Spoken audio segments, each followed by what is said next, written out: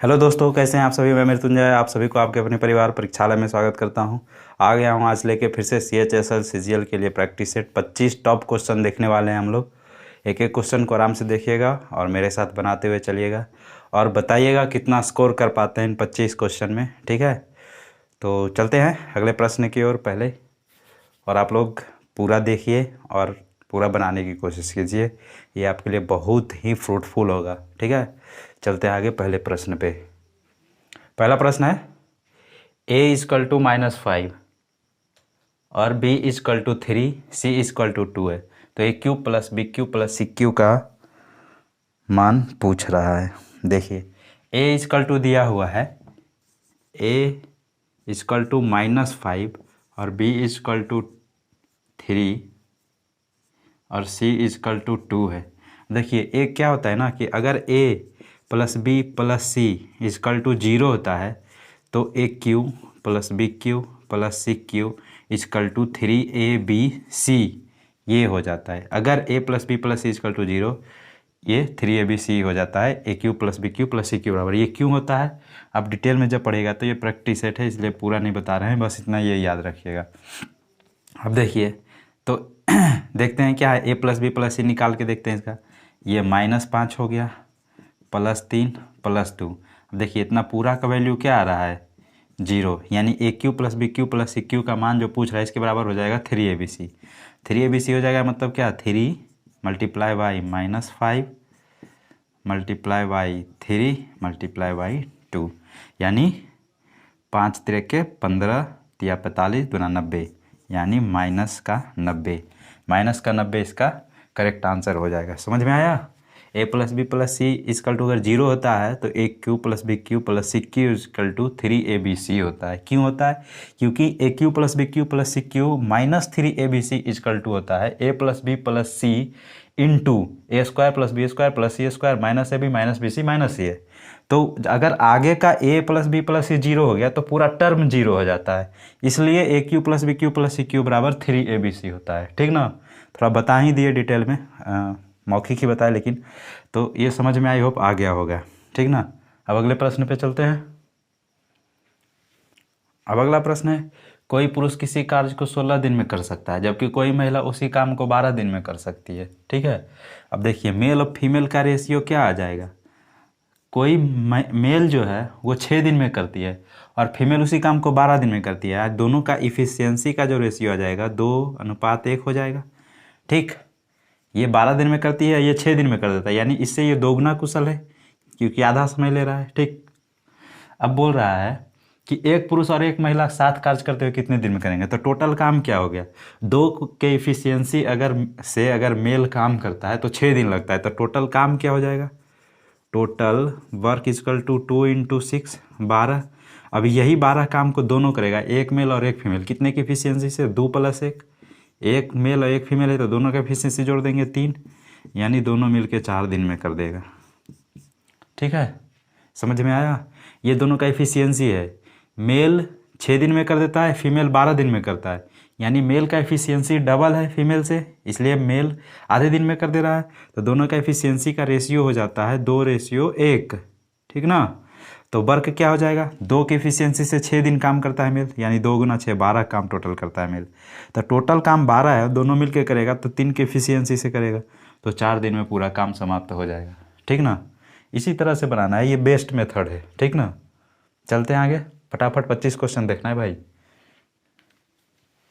अब अगला प्रश्न है, कोई दुकानदार 42,000 रुपये में कंप्यूटर और 3,000 रुपये में प्रिंटर खरीदता है, यदि वह दोनों वस्तुओं को 51,750 बेचता है तो लाभ प्रतिशत। देखो ये सिंपल सा क्वेश्चन है कि बोल रहा है 42,000 में कंप्यूटर खरीदता है, ठीक ना, तो 42,000 में वो कंप्यूटर खरीदा और 3,000 में वो खरीदा प्रिंटर, टोटल कितना लागत लग गया, 45,000, और बेचा कितना में, वो बेच दिया वो 51,750 में, तो लाभ कितना हुआ, घटाएंगे तो 0 5 7 ऐसे लेगा, 11 में 7 6, इतना हो जाएगा 6750 है ना। दोनों घटाएंगे, 0 में से 0, 5 में से 0 गया 5, 7 में से 0 गया 7, इससे बचा ले 11 में से 5 गया 6, इतना हो गया। 6,750 का लाभ हुआ।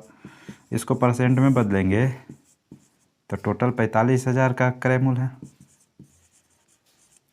2 0 2 0 1 0 1 0 और 5 से अगर काटे तो 9 बार, और 5 से इसको काटे तो 5 एकम 5, 5 दिया 15, 2 25, और ये 9 से इसको काटे तो 15 नमा होता है, यानी 15% का लाभ हो जाएगा। ठीक ना। इस तरह से हमारा option number A correct answer हो जाएगा। समझ में आया। सिंपल विक्रय मूल्य माइनस क्रय मूल्य पे है और परसेंटेज में लाभ पूछ रहा है। टोटल ये हो गया क्रय मूल्य और ये हो गया विक्रय मूल्य। ठीक ना। चलते हैं आगे। अगला प्रश्न है, यदि किसी आयत की लंबाई में 12% की वृद्धि और चौड़ाई में 10% की कमी होती है तो क्षेत्रफल में कितना परिवर्तन होगा। देखिए, अब आयत में लंबाई में वृद्धि कर रहा है 12% की और 12% का है ना, और 10% का कमी कर रहा है, तो सीधे इसमें सक्सेसिव लगा देंगे।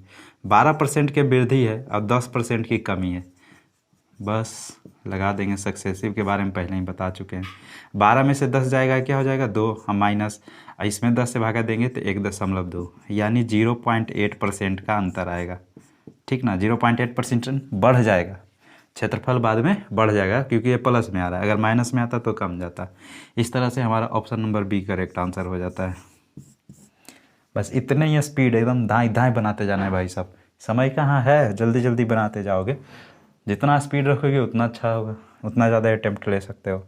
तो तरीका देख लो क्या लेना है, अटेम्प्ट कैसे लेना है। ठीक ना। इसी तरह से बनाते जाएंगे। चल तो आगे चले।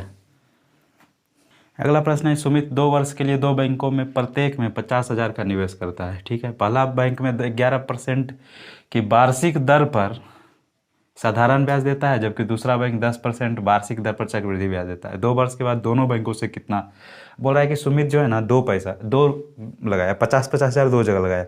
एक जगह 11% के दर से साधारण ब्याज के लिए सिंपल इंटरेस्ट पे, और एक जगह 10% के दर से कंपाउंड इंटरेस्ट पे लगाया। ठीक ना। अब बोला है दोनों जगह से कितना इंटरेस्ट मिला है, वही पूछ रहा है। ठीक। तो पहला जगह से अगर देखें तो पहला जगह से सिंपल इंटरेस्ट इक्वल टू बताए थे टाइम इंटू रेट परसेंटेज, यानी 11 गुना 2 22% ब्याज हो जाएगा, यानी 50,000 जो लगाया है उसका 22% है ना, यानी 100 इतना ही हो जाएगा ना। 22 पचे 2 तल से अपर 2 शून्य, इतना रुपया आएगा पहला जगह से। और दूसरा जगह से बोल रहा है कि 10% के हिसाब से है ना, 10% के हिसाब से कितना हो जाएगा 2 साल में, 10 के 11, 10 से 11 यानी 100, ये 121, 100 क्या हो जाएगा 50,000 बटे 100, ये प्रिंसिपल है, और 21 हो जाएगा इसका कंपाउंड इंटरेस्ट। इस तरह से इसको काट देंगे, 21 पचे 75 से 105 पे 2 शून्य, यानी टोटल कितना हो गया भाई, तो इतना तो हो गया कंपाउंड इंटरेस्ट से, और इतना हो जाएगा सिंपल इंटरेस्ट वाला। दोनों को जोड़ देंगे यानी 21,500 रुपया उसको आ जाएगा, 21,500। इस तरह से ऑप्शन नंबर सी हमारा सही होते हुए नज़र आ रहा है। इस तरह से सी हमारा करेक्ट आंसर है। 21,500 रुपया उसको इंटरेस्ट के रूप में मिलेगा। समझ में आया। अरे ये सिंपल इंटरेस्ट 22% निकाल देंगे, कंपाउंड इंटरेस्ट 21% निकाल देंगे। 100 से 10 से 11 हो रहा है, 2 साल के लिए है। अब अगला प्रश्न है, देखिए अगला प्रश्न जो है सिंप्लीफिकेशन से है। ठीक ना। अब देखिए इसको 4.1/3 है, इसको तो 13/3 लिख सकते हैं है ना, प्लस अब देखिए 7.2/3 है तो 7 21 दूना 21 2 23/3 लिख सकते हैं, क्यों नहीं लिख सकते 4/3। और देखिए इसको क्या लिखेंगे, नीचे में अगर 6 है सबका एलसीएम तो 25 दूना 50 हो जाएगा ऊपर, -1 और -4/6। ठीक। अब देखिए 13/3 प्लस, चलिए इतना नहीं करेंगे भाई, इतना टाइम कहाँ है। यहाँ से देखिए, यहाँ से बनाना शुरू करेंगे, ये सब भी पहले नहीं लिखेंगे। यहाँ से देखिए जब 5 घट जाएगा तो 45/6 हो जाएगा, यानी 4/3 45/6। अब 3 से काटेंगे 15, 3 से काटेंगे 2 और 3 से काटेंगे 5, और 2 से 2 यानी 5 दूना 10 हो गया। देखिए 23/3 माइनस 10 करेंगे तो ये कितना आ जाएगा, -7 बटे ये 3 गुना हो जाएगा तो -7/3 आ जाएगा। हाँ भाई आ जाएगा। अब देखिए 13/3 -7/3 और इस तरह से हमारा 13 में से 7 जाएगा, 6/3 हो जाएगा और हमारा आंसर 2 करेक्ट आंसर हो जाएगा। बस इसी तरह से बनाना है, option number C correct answer हो जाएगा। इधर से चलेंगे छोटी ब्रैकेट से डायरेक्ट और सबको काटते पीटते 2 आंसर आ जाएगा। सिंपल इंटरेस्ट था, ज़्यादा कुछ ऐसा लोचा इसमें तो है नहीं। आगे चलते हैं। अगला प्रश्न है, कनिका 5% वार्षिक चक्रवृद्धि ब्याज की दर पर 2 वर्ष के लिए 10,000 का ऋण लेती है। ब्याज की गणना वार्षिक आधार पर की जाती है। यदि उसमें साधारण ब्याज पर ऋण लिया होता तो वह कितनी धनराशि बचाती। देखिए इनडायरेक्टली घुमा के पूछा है। पूछा क्या है, बस 2 साल का साधारण ब्याज चक्रवृद्धि ब्याज का अंतर, बस लैंग्वेज का खेल है। अब 2 वर्ष का चक्रवृद्धि ब्याज और साधारण ब्याज का अंतर का फॉर्मूला मुझे पता है भाई, CI और SI का क्या है, PR²/100 का स्क्वायर। बस लगा देंगे। P दिया हुआ है, क्या दिया हुआ है P 10,000, बस 10,000 लिखेंगे। R² क्या है 25 ही है ना, हाँ बटे 10,000, सीधे 25 हमारा आंसर हो जाएगा। 25 रुपया बचा पाती। ठीक, PR²/100 का स्क्वायर, जिसको ये याद है उसके लिए 2 सेकंड के भी काम है। चलते हैं आगे। अगला प्रश्न है, कोई दुकानदार चावल की 2 किस्मों को 1:5 के अनुपात में मिश्रित करता है। चावल के पहली किस्म की कीमत 65 रुपये प्रति केजी है और दूसरी किस्म की कीमत 95 रुपये प्रति केजी है। वह मिश्रित चावल को 99 रुपये प्रति केजी की दर से बेचता है। उसका लाभ प्रतिशत। देखिए इसमें एलिगेशन तो लगा देंगे, लेकिन जो लास्ट वाला कीमत दोनों का मिश्रित दिया हुआ है ना, वो क्रयमूल्य नहीं दिया हुआ है, वो विक्रयमूल्य दिया हुआ है। और जब भी हम एलिगेशन लगाते हैं तो सेम चीज़ पे लगाते हैं। अगर क्रयमूल्य पे लगाएंगे तो क्रयमूल्य पे ही लगाएंगे। ठीक, वो विक्रयमूल्य दिया हुआ है तो मुझे क्रयमूल्य निकालना होगा। ठीक, अब देखिए एक किस्म कितने का है, 65 रुपये की।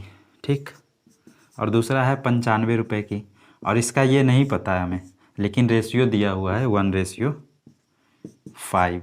ठीक, सही बात है भाई। अब इन दोनों गुना हो जाता है और अब x = हो जाता है 65 गुना 1 हो गया 65 और प्लस 95 गुना 5 25 से 25 और 9 5 45 और 2 47 और बटे 5 1 6, ये दोनों जुट जाता है। अब दोनों को जोड़ेंगे अगर तो क्या हो जाएगा, जोड़ेंगे तो 5 5 10 7 6 13 1 14 बटे 6 यानी 90 रुपये का खरीद था और 99 में बेच रहा है तो लाभ क्या हो जाएगा, 99 - 90 यानी 9 गुना 100 बटा 90 का खरीद है। 1 0 से 1 0 9 से 9 यानी 10% का लाभ हो जाएगा। यानी ऑप्शन नंबर सी हमारा करेक्ट आंसर हो जाएगा।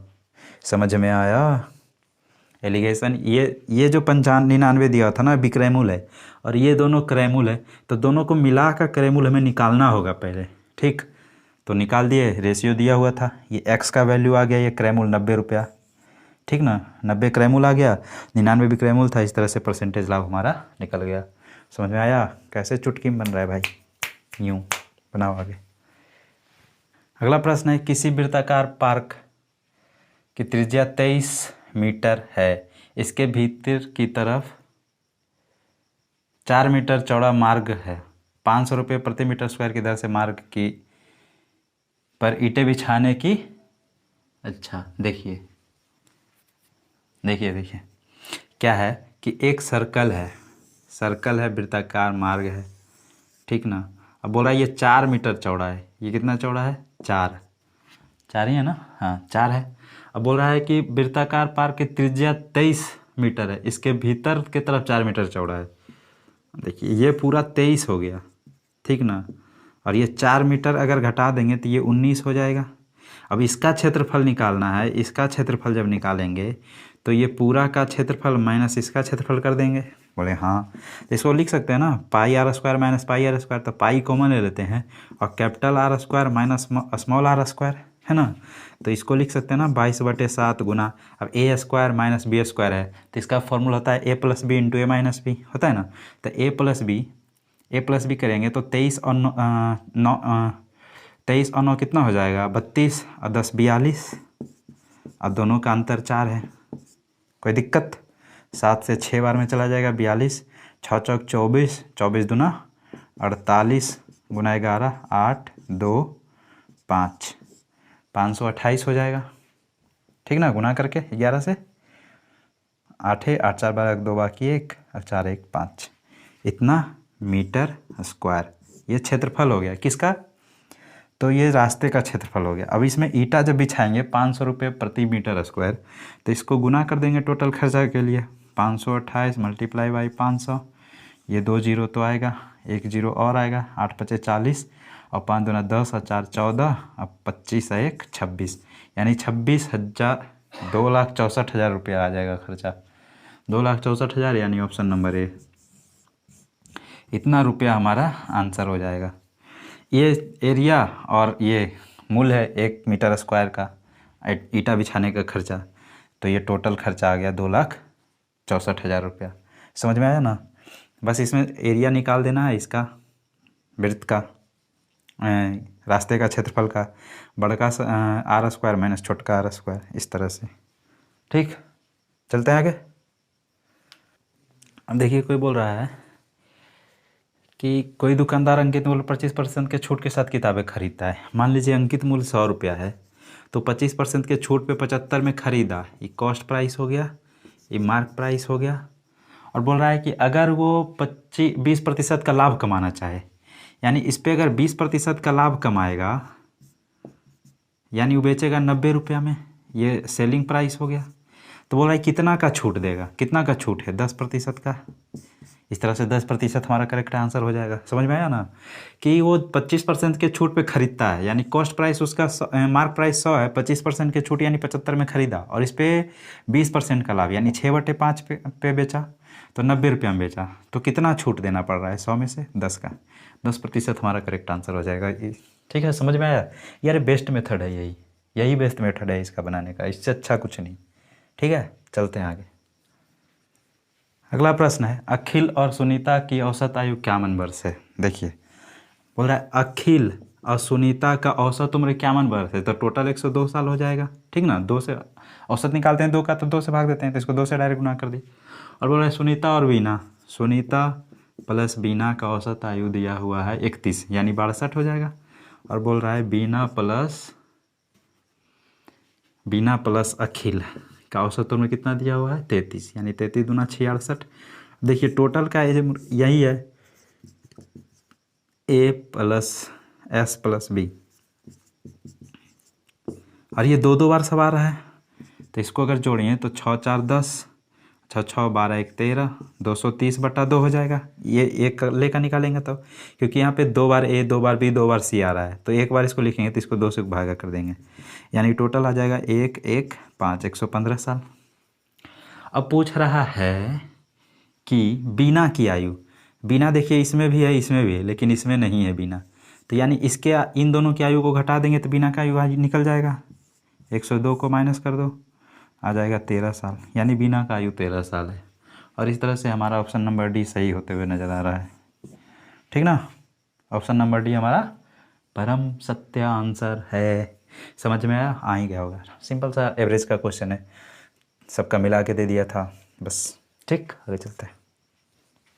अगला प्रश्न है, 700 मीटर लंबी रेलगाड़ी 60 किलोमीटर प्रति घंटा की चाल से चलती है। यदि यह रेलगाड़ी किसी पुल को 72 सेकंड में पार करती है, तो पुल की लंबाई ज्ञात करें। देखिए अब 60 किलोमीटर प्रति घंटा से चल रही है, तो 72 सेकंड में कितना दूरी चल लेगी टोटल। इसको देखिए कैसे बनाते हैं, इसका बेस्ट मेथड में बता रहा हूँ कि अगर कोई रेलगाड़ी 60 किलोमीटर प्रति घंटा से चल रही है, तो दूरी बराबर क्या होता है, चाल गुना समय।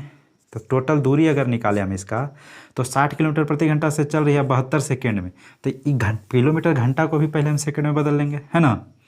तो 5/18 और सेकेंड क्या है 72, तो 18 से 72 कट जाता है ना 4 बार में, है ना। तो 5 चौक 20 20 छक 120, यानी 1200 मीटर टोटल दूरी चला। ठीक, तब टोटल दूरी तो 1200 मीटर चला, लेकिन वो 700 मीटर लंबा रेलगाड़ी अपना चला है, 700 मीटर तो ये अपना चला है, तो बचा कितना 500 मीटर। अब ये 500 मीटर किसकी दूरी चली है भाई साहब, तो पुल की लंबाई, यही तो पुल की लंबाई है ना, पुल की लंबाई यही है। टोटल दूरी इसका निकाल लिए हम, और जो ट्रेन की दूरी लंबाई है उसको घटा दिए, तो पुल की दूरी निकल गया। समझ में आया। और दूरी बराबर 4 गुना समय, यही बेस्ट तरीका है भाई। इसको और कैसे निकालोगे, वाकई जो नियम है ना वो बहुत लंबा जाएगा। तो यही आसान तरीका है, टोटल दूरी निकाल के और ट्रेन की लंबाई घटा दो। तो इस तरह से 500 मीटर हमारा करेक्ट आंसर हो जाएगा। अब अगले प्रश्न पे चलते हैं। अब अगला प्रश्न है, निम्नलिखित आंकड़ों का माध्यिका 11 है तो के का मान दिखाएं। देखिए जो वैल्यू दिया है माध्यिका यानी मीडियन कैसे निकालते हैं, जब कोई भी नंबर दिया होता है ना उसको हम क्या करते हैं, असेंडिंग या डिसेंडिंग ऑर्डर में उसको सरिया लेते हैं, और जो बीच का नंबर का माध्य होता है वही माध्यिका होता है। पहले असेंडिंग और डिसेंडिंग में सरिया लेंगे, ठीक है। तो देखिए जो अंक दिया हुआ है उसको अगर हम असेंडिंग में सरियाते हैं तो 2 हो जाएगा, 4 हो जाएगा, और क्या हो जाएगा 2 4 6 हो जाएगा। 6 के बाद क्या ले सकते हैं, के ले सकते हैं, के बाद क्या ले सकते हैं 15, है ना।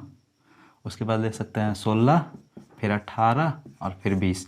तो इसका माध्य क्या है, बीच का अंक निकालिए। तो 3 इधर है 3 इधर है, यानी ये दोनों बीच का अंक है, यानी k + 15/2 = 11 हो जाएगा, है ना।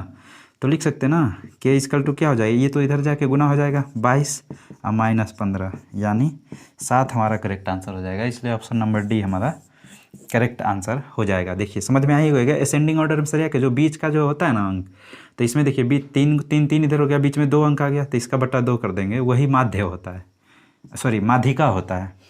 तो माध्यिका ये हो गया k + 15/2, के का वैल्यू पूछ रहा है, क्रॉस मल्टीप्लिकेशन किया 22 हो गया, 15 जाके उधर माइनस हो गया, 7 हमारा करेक्ट आंसर हो गया। ठीक ना, चलते हैं आगे। देखिए जल्दी जल्दी इसलिए बता रहे हैं ना कि थोड़ा लेट हो रहा है अभी, तो जल्दी जल्दी सेशन कंप्लीट करते हैं। 25 क्वेश्चन करवाना है तो करवाना है बस, इसलिए।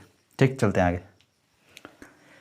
अब अगला प्रश्न है, 16 पुरुष और 8 महिलाएं और इसी प्रकार 3 पुरुष और 13 महिलाएं किसी कार्य को 10 दिन में समाप्त कर सकती है। अब देखिए बोल रहा है 6 मेल + 8 फीमेल, ठीक, किसी काम को 10 दिन में, दोनों का 10 ही है तो 10 से 10 कट जाएगा तो उसको छोड़ देते हैं। तो 3 मेल और 13 फीमेल, ठीक। अब देखिए इसको इधर ले आएंगे तो 3 मेल में 6 मेल घट जाएगा, ये क्या बचेगा 3 मेल = ये 8 उधर जाएगा तो 5 फीमेल। मेल रेशियो फीमेल क्या हो जाएगा 5:3 हो जाएगा ना, 5:3। ये इफ़िशियंसी हो गया दोनों का, ठीक। अब बोल रहा है कि यदि महिलाएं केवल काम करती है और 6 महिला काम को कितने दिन में करेंगे, तो पूरा काम क्या है 10 दिन में कर रहा है दोनों मिलके, तो यानी 6 मेल का इफ़िशियंसी 5 + 8 फीमेल का इफ़िशियंसी 3 और सब मिलके कर रहा है 10 दिन में, ठीक। इतना टोटल काम हो गया। तो अगर टोटल काम हम यहाँ पे निकालें तो 6 पंजे 30 और 8 तिया 24, 54 अदह के 540 टोटल काम हो गया। और फीमेल कितने कर रही, 6 महिलाएं, तो अगर 6 महिलाएं 3 की एफिशिएंसी से काम करेंगे तो टोटल एक दिन में कितने काम, तो 6 तिया 18, 6 की एफिशिएंसी से 3 की एफिशिएंसी 6 महिला, 6 × 3 हो जाएगा 18, 18 तिरिके 54, यानी 30 दिन में कर देंगे, ठीक। 30 दिन में कर देंगे, हमारा ऑप्शन नंबर बी सही हो जाएगा, ठीक ना। ऑप्शन नंबर बी हमारा करेक्ट हो जाएगा। अरे यही बेस्ट तरीका है भाई, समझ में तो आ ही गया होगा, सब कुछ बता ही दिया। अगर एक लाइन स्टेप स्किप किया ना तो वो तो बोल दिया हूँ, समझ लेना, ठीक। चलता हूँ आगे। अब अगला प्रश्न है 5 के प्रथम 10 गुणजों का औसत। देखिए 5 का प्रथम 10 गुणज क्या होगा, 5 10 15 50, है ना। अब देखिए सब में अंतर क्या है, 5 5 का है ना, 5 5 का अंतर। तो इस तरह से अगर औसत पूछे ना तो औसत बराबर हो जाता है फर्स्ट टर्म + लास्ट टर्म बटा 2, यानी फर्स्ट टर्म 5 लास्ट टर्म 50 बटा 2 करेंगे, यानी 55/2 करेंगे, यानी 22.5 हमारा करेक्ट आंसर हो जाएगा। ओ 27 ना हो जाएगा, 22 दूना 54 होता है, 44 होता है 27.5। ठीक, 27.5 हमारा इसका एवरेज हो जाएगा। समझ में आ गया? जब अंतर सबके बीच का समान हो ना तो लास्ट टर्म और फर्स्ट टर्म को जोड़ के उसका बटा 2 कर देंगे, वही हमारा सही आंसर हो जाएगा। अगला प्रश्न है, दो संख्याओं का एलसीएम 90 है जबकि उनका एचसीएफ 6 है। यदि एक संख्या दूसरी संख्या से 12 अधिक है। ठीक, अब देखिए एलसीएम और एचसीएफ का से क्वेश्चन हर एग्जाम में आता है। अब देखिए एलसीएम और एचसीएफ अगर दोनों को डिवाइड करते हैं ना तो दोनों संख्या का रेशियो आता है। ठीक ना, दोनों संख्या का रेशियो का मल्टीपल आता है। तो इससे हम देखते हैं एलसीएम क्या है 90 और एचसीएफ क्या है 6। दोनों को काटे तो 15 आया। अब 15 को दो प्राइम फैक्टर में बांटिए तो 3 और 5 मुझे नज़र आ रहा है, 1 और 15 नज़र आ रहा है, इस तरह से। ठीक है, तो देखिए दोनों का अंतर 12। और ये जो प्राइम फैक्टर दोनों आता है ना, इसको अगर हम एचसीएफ से मल्टीप्लाई करें तो वो नंबर आ जाता है। तो इसको अगर हम मल्टीप्लाई करें 6 से और इसको भी मल्टीप्लाई करें 6 से तो यह आ जाएगा 6 तिया 18 और 6 पंजे 30। और दोनों का अंतर देखिए 12 दिया हुआ है। अगर 12 आ रहा है तो सेटिस्फाई है, नहीं तो फिर हम अगले फैक्टर पे देखेंगे। ठीक ना, यही बेस्ट तरीका है बनाने का इसका। तो दोनों का अंतर 12 आ रहा है तो बड़ा संख्या पूछ रहा है तो बड़ा संख्या 30 हो जाएगा। इस तरह से हमारा option number D correct answer होगा। किसी भी अगर हम एलसीएम को एचसीएफ से डिवाइड करते हैं तो जो नंबर है ना उसका फैक्टर प्राइम फैक्टर का मल्टीपल होता है, ये जो डिवाइड करके आया।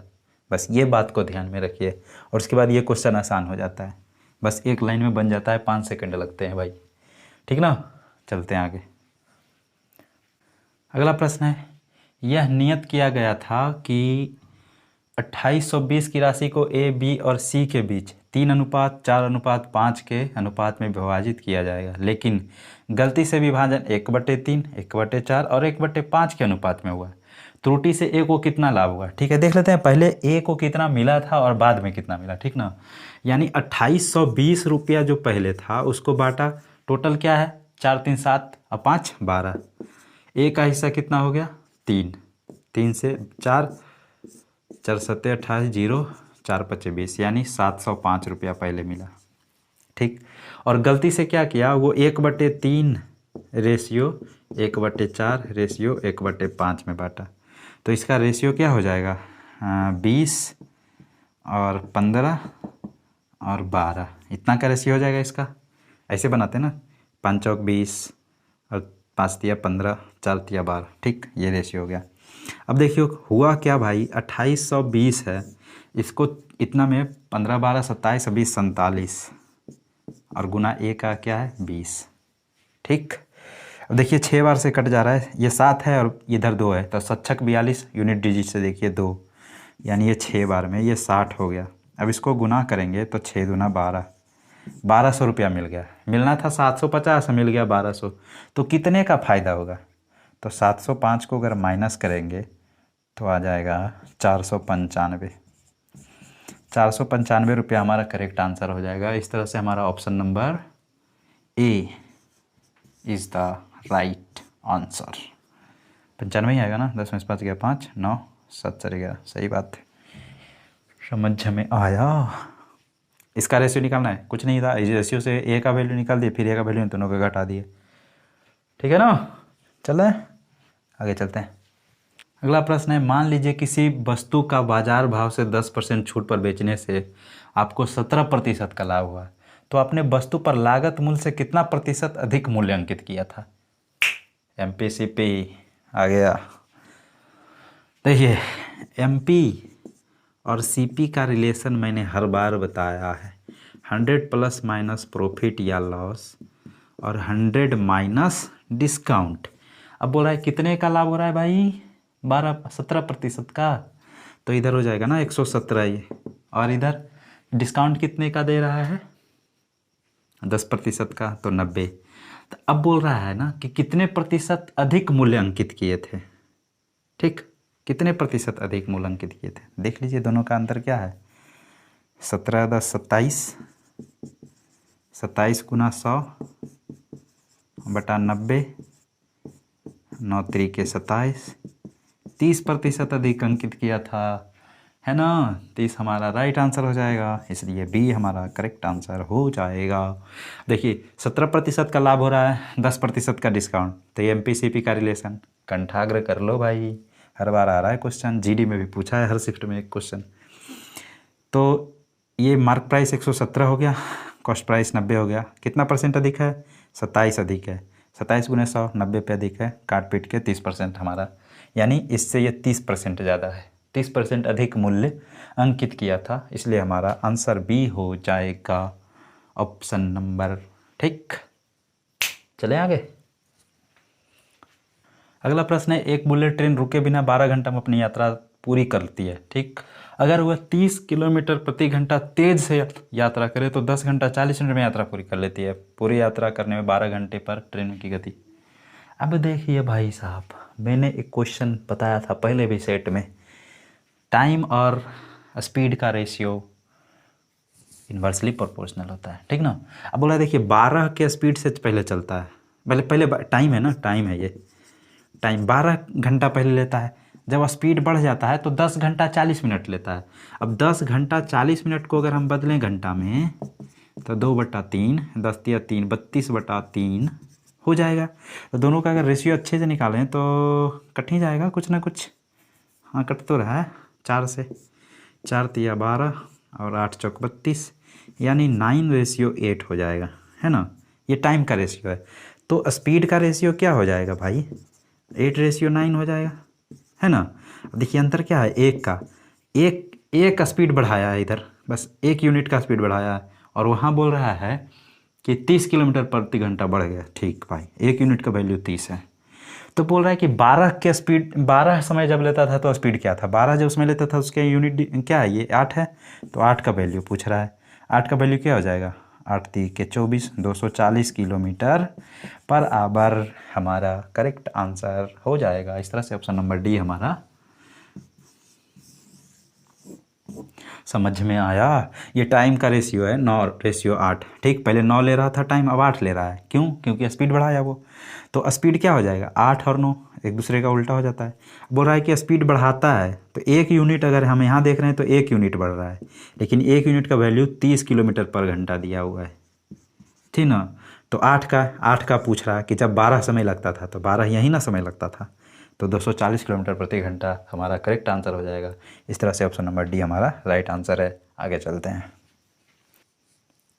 अगला प्रश्न है कि समचतुर्भुज की प्रत्येक भुजा की लंबाई 30 मीटर दी है और उसके एक विकर्ण की लंबाई दिया हुआ है, तो क्षेत्रफल पूछा है समचतुर्भुज का। देखिए समचतुर्भुज का क्षेत्रफल होता है ना 1/2 और d1 इंटू d2। डी क्या है, उसका डायगोनल, ठीक ना। तो अगर समचतुर्भुज हम बनाएं तो आपको हम बना के ही दिखा देते हैं। देख लो भाई, ये समचतुर्भुज है, मान लेना, ठीक है। अब इसका एक भुजा दिया हुआ है 30 और एक डायगोनल भी दिया हुआ है। कितना दिया हुआ है डायगोनल, 36 दिया हुआ है। तो 36 है ना, तो समचतुर्भुज का क्या होता है ना कि एक दूसरे को जब काटता है इसका डायगोनल तो ये 90 डिग्री पे काटता है, ठीक। एक तो ये बात हुआ, और दूसरा क्या है ना कि एक दूसरे को बराबर बराबर 2 भाग में काटता है। तो अगर ये 36 है टोटल, तो ये 18 हो जाएगा और ये भी 18 हो जाएगा, ठीक है ना। देखिए अब ये जो 90 डिग्री हो गया तो ये कर्ण हो गया, ये आधार या लंब ऐसे हो गया, तो ये निकल जाएगा ना इससे, ठीक है। तो ये 30 18 और एक ट्रिपलेट कोई देखें, अगर 3 से काटें तो ये 10, ये 6 हो जाएगा, 10 6 हो गया, तो 100 में से 6 6 36 जाएगा, 64, तो यहाँ 8, तो ये 6 3 18, 8 3 24, यानी ये भी 24, ये भी 24। इस तरह से हम निकाल लिए, ठीक। अब इसका क्षेत्रफल 1/2 d1 इंटू d2, क्षेत्रफल बराबर होता है, ठीक ना। तो d1 क्या है, 1/2 d1 18 18 36 और d2 24 दूना 48, 2 से काटे 18 दूना 36, 18 से 8 बार में 144 के 4 बाकी 14, 18 36 18 54, 18 चौक 72, 72 4 76, 10 86। इतना क्या हो गया, मीटर सेंटीमीटर क्या है भाई, मीटर स्क्वायर है, 864 मीटर स्क्वायर है। इस तरह से हमारा option number C correct answer हो जाएगा। समझ में आया। ये 90 डिग्री पर काट रहा है ना, ये 30 है, विकर्ण है, मान लो इसको धार है, तो ये निकल जाएगा, इसका स्क्वायर माइनस इसका स्क्वायर, पाइथागोरस से 24 आ जाएगा। अब दो बराबर भाग में बांट रहे थे, ये 24 तो इधर भी 24, पूरा 48 हो गया, ये पूरा 36 हो गया। क्षेत्रफल होता है 1/2 D1 इंटू D2, 1/2 D1 36 48, बस 864 हमारा मीटर स्क्वायर परम सत्य आंसर है। अगले प्रश्न पे चलते हैं भाई, समझ में आ रहा है ना। अब अगला प्रश्न है sine 7π/4 into sine 5/4 into sine 3π/4 into sine 5π/4। ठीक, अब देखिए साइन 7π/4 है, उसको हम क्या लिख सकते हैं, इसको लिख सकते हैं साइन 7π/4 है ना, तो इसको 2π - π/4 लिख सकते हैं ना। देखिए 4 दूना 8 में से हो गया 7 हो जाएगा, लिख सकते हैं। फिर इसको अगर लिखें साइन π/4 को वही रहने देते हैं, साइन π/4 ही तो है, ये है ना। ठीक है, अब तीसरा है साइन 3π/4, तो ये 3 है तो पाई माइनस π/4 लिख देते हैं। साइन कहाँ लिखेंगे भाई, इंटू साइन पाई माइनस π/4, ये हो जाएगा 3π/4, ये भी सही है। और आगे साइन π/4, तो इसको क्या लिख सकते हैं, π/4 को क्या लिख सकते हैं, साइन 5π/4 है ना, तो 5π/4 है तो पाई प्लस π/4 लिख सकते हैं इसको, इंटू साइन पाई प्लस π/4। ठीक, अब देखिए 280 माइनस थीटा है ना, 280 माइनस 45 डिग्री, तो ये तो 280 नहीं है, 360 ना हो गया, तो ये तो माइनस हो जाएगा, माइनस साइन π/4। ठीक, ये साइन π/4 हो गया, ये पाई में से घट रही तो प्लस में हो जाएगा, क्योंकि सेकंड क्वाड्रेंट में आ रहा है, सेकंड क्वाड्रेंट में साइन प्लस होता है। ठीक है, तो ये हो जाएगा साइन π/4। और ये देखिए ये जा रहा है थर्ड क्वाड्रेंट में, तो माइनस में हो जाएगा, माइनस साइन π/4। अब π/4 45 का मान क्या हो जाएगा, 1/√2 माइनस में, इसका हो जाएगा 1/√2, इसका भी हो जाएगा 1/√2, इसका हो जाएगा माइनस में 1/√2। देखिए माइनस माइनस दो जगह तो गुना होके क्या हो जाएगा, प्लस। ठीक, √2 गुना √2, 1/2 गुना 1/2, यानी 1/4 हमारा परम सत्य आंसर हो जाएगा, ऑप्शन नंबर ए। देखिए बस आपको समझने के लिए हम इतना लिख दिए, नहीं तो मन में कर देते इसको।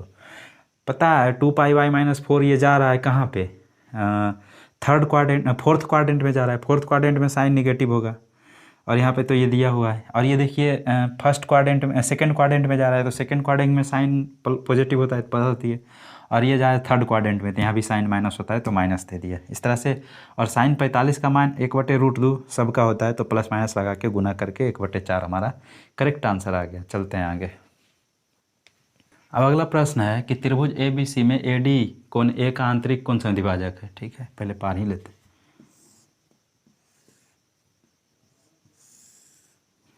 अब बोल रहा है कोण ABC है। अब बोल रहा है ना कि कोण ए का आंतरिक समद्विभाजक AD है। अब मान लीजिए इसका अगर आंतरिक समद्विभाजक बोलें तो ये हो गया, ये कोण को दो भाग में बांट रहा है, D। ठीक, अब बोल रहा है कि AE भुजा BC पर लंब है, A से E तक कोई है वो BC पे लंब है। यहाँ पे कोई ऐसे मान लीजिए लंब है E 90 डिग्री AE। ठीक, अब पूछ रहा है, और कोण B और C दिया हुआ है 80 और 40, कोण B ये 80 दिया हुआ है और ये 40 दिया हुआ है। ठीक, तो पूछ रहा है कोण ADE, कोण DAE,